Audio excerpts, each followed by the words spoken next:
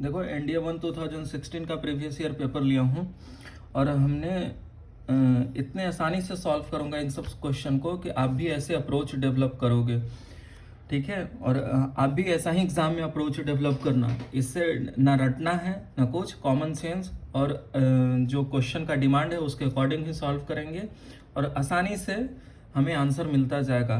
बहुत ज़्यादा लिखने की ज़रूरत नहीं है, इसीलिए मैंने क्वेश्चन बहुत कम स्पेस में लिख लिया हूँ ताकि आपको बहुत आसानी से सॉल्व करके दिखाऊँ मैं आपको, ठीक है। अब पहला सवाल देखते हैं। If fx1 minus fx2 equal to f of x1 minus x2 upon 1 minus x1 into x2 for x1 x2 belongs to minus 1 to 1 then what is fx। देखो x1 x2 क्या कह रहा है, -1 से 1 हमने ले लिया, x1 x2 दोनों को 0 ले लिया, दोनों वैल्यू 0, f0 माइनस f0 ये 0 आ जाएगा और यहाँ करो 0 माइनस 0 0 अपॉन 1 माइनस 0, इसका मतलब 0 अपॉन 1 ये 0 बन जाएगा, इसका मतलब f0 इक्वल टू 0 आया, ठीक है। अब हम पुट कर देते हैं x इक्वल टू 0, ये fx पूछ रहा है, x इक्वल टू 0 पुट कर दें, जिसमें 0 आ जाएगा वही ऑप्शन होगा। तो सबसे पहले ऑप्शन डी से देखते हैं, तो tan इनवर्स 1 अपॉन 1 हो जाएगा, ये 0, तो tan inverse 1 pi by 4, option ये नहीं। इसमें पुट करो सिमिलरली बी में ln 2 प्लस 0 अपॉन 1 ln 2, ये भी नहीं। इसमें भी पुट करो tan inverse 1 minus 0 upon 1 plus 0, ये भी पाई बाई 4 आ जाएगा, तो ये भी नहीं। ये पुट करो 1 माइनस 0 अपॉन 1 ln 1 क्या होता है वैल्यू 0, इसलिए correct option A. What is the range of the function y equal to x square upon 1 plus x square where x belongs to real number, ठीक है। अब देखो इसका मतलब 0 इंक्लूडेड है, इसका मतलब 0 इंक्लूडेड नहीं है, ठीक है। ओपन ब्रैकेट का मतलब और क्लोज ब्रैकेट का मतलब ये होता है। अब x इक्वल टू 0 रखो, y 0 आ जाएगा क्योंकि x belongs to real number कह रहा है, x 0 रखा तो y 0, ये कह रहे हैं दोनों चीज़ के 0 नहीं होगा भैया, हमने 0 हटा दिया। देखो 0 होगा, ये दोनों ऑप्शन कह रहे हैं, ये इसका मतलब 0 नहीं है, लेकिन x 0 रखा y 0 मिल गया तो इसलिए नहीं। अब इन दोनों में देखना है, 1 पे ये कह रखा है, 1 पे ही प्रॉब्लम फंस रहा है, ये कह रहा है 1 नॉट इंक्लूडेड, ये कह रहा है 1 इंक्लूडेड। हमने इसे y को ऐसे लिख लिया 1 plus x square minus 1 upon 1 plus x square, ये क्या बन जाएगा आपका 1 minus 1 upon 1 plus x square. ये देखो कोई ना कोई पॉजिटिव वैल्यू आएगा, क्यों, ये प्लस भी है और ये इसका स्क्वायर टर्म है, तो 1 माइनस होगा तो इसका मतलब 1 से कुछ कम होगा, तो इसलिए करेक्ट ऑप्शन ए। 1 नहीं होगा, ये 0 कभी हो जाए तो 1 आए, लेकिन ये 0 कभी नहीं हो सकता, ठीक है। If x square minus p x plus 4 greater than 0 for all real values of x, then which of the following is correct, ठीक है। ये कह रहा है ग्रेटर देन 0, एक देखो क्वाड्रेटिक इक्वेशन है, अगर इसे अदर टर्म मिले, क्वाड्रेटिक इक्वेशन का ग्रेटर देन 0 कह रहा है, इसका मतलब इसका कोई रूट कह रहा है नहीं एग्जिस्ट करेगा, तो रूट एग्जिस्ट नहीं करेगा, इसका मतलब रूट इमेजिनरी है, रूट इमेजिनरी का मतलब d लेस देन 0, तो b square minus 4ac less than 0, तो बी स्क्वायर कितना है, पी स्क्वायर हो गया, minus 4ac minus 16 less than 0। अब भैया देखो यहाँ पे क्या रख रखा है, सारे ऑप्शन तो लगभग उसी तरीके से लिख रखे हैं, ग्रेटर देन या लेस देन, लेकिन इक्वलिटी और इनइक्वलिटी दे रखा है, ठीक है। तो आप बताओ इक्वल तब होगा जब बराबर रूट होते हैं, इक्वलिटी यहाँ नहीं लिख सकते हैं, क्यों, क्योंकि फिर जब इक्वलिटी कर देंगे तो क्या हो जाएगा कि रूट एग्जिस्ट करेंगे और वो इक्वल होंगे, इसलिए इक्वलिटी यहाँ पे होल्ड नहीं करेगा, तो जितने भी इक्वलिटी वाले ऑप्शंस हैं सब हटा दो, ठीक है। अब देखो पी स्क्वायर माइनस 4, इसे लिख लो p plus 4 into P minus 4 less than 0, यहाँ माइनस 4 ये प्लस 4, ये ऑप्शन आ गया माइनस 4 से 4 के बीच में, ऑप्शन ए। और उन्होंने आंसर दिया है ये वाली, इक्वलिटी होल्ड नहीं करेगा, आप 4 पुट करके देख लो, X square minus 4x plus 4, जिसको x माइनस 2 का होल स्क्वायर लिख सकते हो, 2 पे वैल्यू 0 आ जाएगी, इसलिए ये ऑप्शन नहीं होगा, ऑप्शन ए करेक्ट है।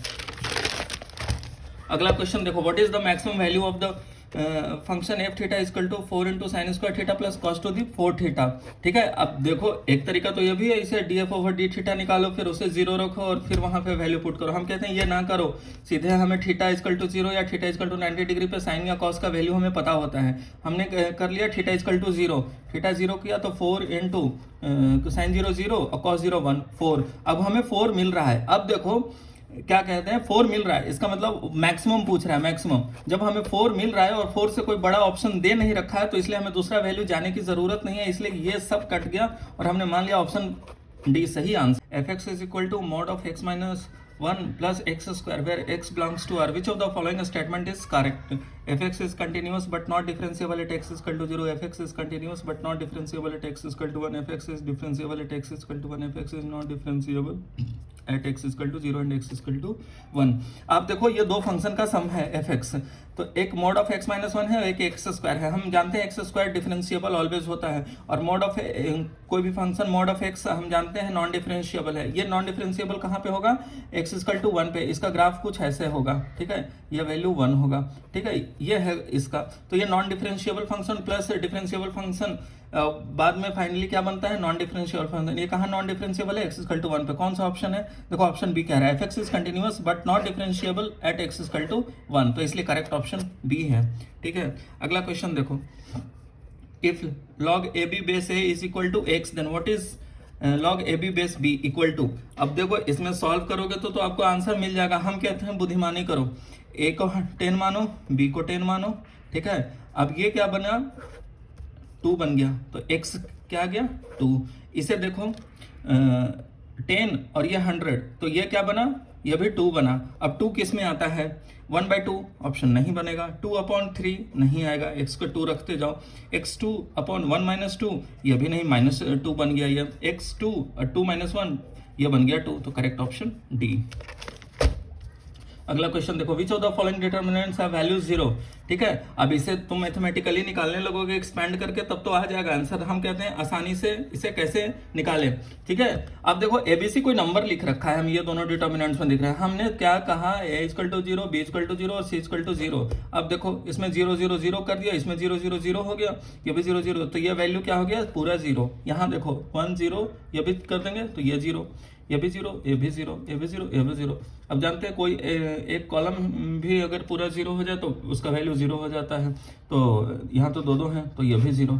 अब देखो इसका देखो, तो आप ये लिख रखा है कॉलम का ये वाला 8 टाइम्स ये +1। इसे भी देखो 8 5 40 + 1 41, 9 × 8 72 + 7 9 79। इसे देखो 8 × 3 24 + 5 29, तो ये भी कॉलम में एलिमेंट्री ऑपरेशन लगा रखा है, तो इसका भी वैल्यू 0। देखो तीनों का वैल्यू 0 आया, तो करेक्ट ऑप्शन डी हो गया। अब देखो ये कह रहा है consider the following statement tan inverse x + tan inverse 1/x equal to पाई।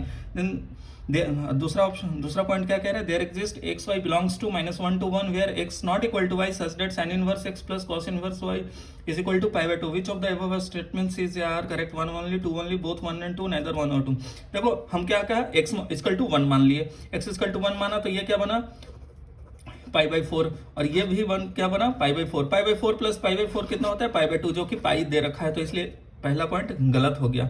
अब दूसरा देखते हैं, there exist x y belongs to -1 to 1 where x not equal to y such that sin। हमने क्या किया? x को 1 लिख लिया। साइन इनवर्स 1 क्या होगा?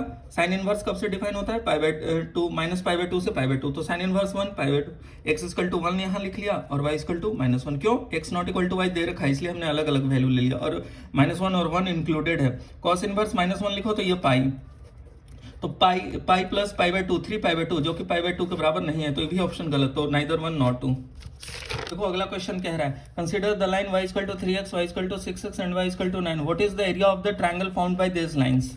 अब इसी पर दूसरा क्वेश्चन क्या है? The centroid of the triangle is at which one of the following points, ठीक है। अब देखो इसे हम कैसे सॉल्व करते हैं ग्राफ से, ठीक है। ये देखो ऐसे, ठीक है। अब y इक्वल टू 3x ये हो गया, y इक्वल टू 6x ये हो गया, ठीक है, y इक्वल टू 9 ये हो गया, ठीक है। अब ये y इक्वल टू 9 है, तो इसका मतलब यहाँ से यहाँ तक का लेंथ कितना हो गया? 9 यूनिट्स, ठीक है। और क्या कह रहा है? ये y इक्वल टू यहाँ से यहाँ तक का लेंथ कितना हो गया? 9 यूनिट्स, ठीक है। और ये y इक्वल टू 9, इसमें हम रख देते हैं y इक्वल टू 3x में, यहाँ 9 रखा तो x क्या हो गया? 3, तो ये पूरा 3 यूनिट्स हो गया। और इसे रखे यहाँ 9 रख दें तो x इक्वल टू 3/2, तो ये कितना हो गया? 3/2, बिल्कुल हाफ पे कट करेगा, ठीक है। ये वो पूरा 3 आ रहा था, ये 3/2। अब देखो क्या कह रहा है? What is the area triangle found bye these lines. ये एरिया ऑफ द ट्रायंगल पूछ रहा है। हम क्या करते हैं? पहले ये वाला पूरा ट्रायंगल निकाल लेते हैं। जानते हैं राइट एंगल ट्रायंगल है, half base into height. Half base कितना है? 9, और हाइट कितना है? 3 यूनिट्स, ठीक है। और इसमें से सब्ट्रैक्ट कर देते हैं ये वाला एरिया, ठीक है, ये वाला एरिया, तो हमें ये मिल जाएगा। तो इसमें हाफ कर दिया, बेस कितना है? 9, और हाइट कितना है? 3/2। ठीक है, इसे कर दिया 27/2 minus 27/4 is equal to 27/4, correct option A.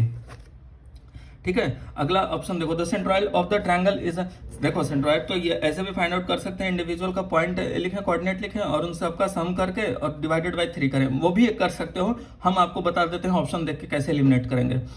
Finally x equal to 3 maximum है, तो 3 अब कोई भी सम को 3 से डिवाइड करोगे तो उससे कम ही आना चाहिए। ये 3 दे रखा है तो इसलिए ये नहीं, ये भी 3 दे रखा है x एक्सिस, तो इसका ये नहीं। ठीक है, अब देखो अगला y मैक्सिमम 9 है और उसको भी 3 से डिवाइड करेंगे किसी सम के साथ, तो उससे कम आनी चाहिए। ठीक है, तो 9 का कहाँ है, ये है, देखो 9 है, 9 से कम आनी चाहिए, करेक्ट ऑप्शन, सिर्फ ऑप्शन देख के एलिमिनेट कर दिया, ऑप्शन बी। ठीक है, आगे देखो, consider the curves y equal to mod of x minus 1 and mod of x is equal to 2, what is are the points of intersection of the curves. ठीक है, हम देखो सॉल्व करने से बेहतर है कि हम ऑप्शन देख लें एक बार। x इजकल टू, यहाँ mod of x equal to 2 लिख रखा है, x इजकल टू -2 और 2 दोनों होगा, तो हम पहले देख लेते हैं ये ऑप्शन -2 और 2। अब यहाँ देखते हैं y इजकल टू क्या करस्पॉन्डिंग x के वैल्यू पे y मिलता है, -2 रखा तो ये -3 मॉड लगा है 3 आ गया, तो इसका मतलब ये पॉइंट भी सही। सिर्फ अब x इजकल टू 2 रखो, 2 रखा -1 हुआ, मॉड लगा 1, ये भी करेक्ट ऑप्शन सी देख के ही। What is the area of the region bounded by the curves and x axis. अब देखो इसका ग्राफ बना लेते हैं। ग्राफ हमेशा मैथमेटिक्स में बनाना सीख लो, क्योंकि उससे बनाते ही आंसर दिखने लगता है।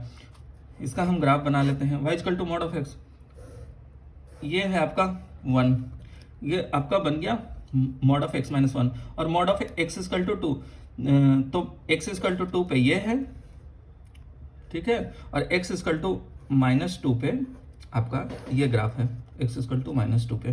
ठीक है, अब देखो क्या पूछ रहा है, what is the area of the region bounded by this curves and x axis. X axis ये कर्व, ये वाला एरिया पूछ रहा है हमसे।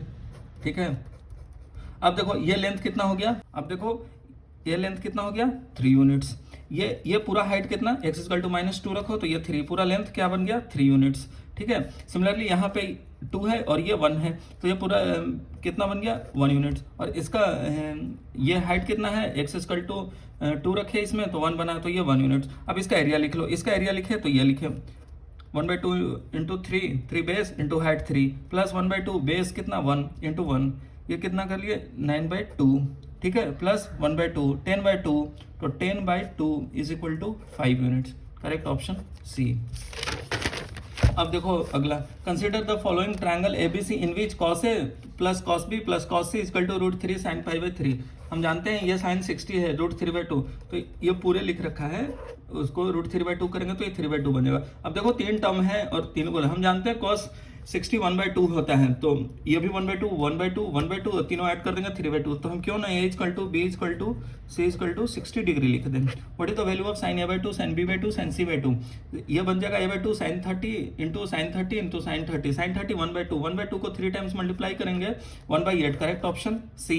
What is the value of the cos a plus b/2 cos b plus c/2 cos c plus a/2, a plus b/2 दोनों 60 plus 60 120 divided by 2 करोगे cos 60, तो ये भी 1/2 cos 60, ये भी कर दोगे सिमिलरली 1/2, ये भी कर दोगे 1/2, तीनों मल्टीप्लाई करोगे 1/8, जो कि नॉन ऑफ दिस होगा इसमें। ठीक है।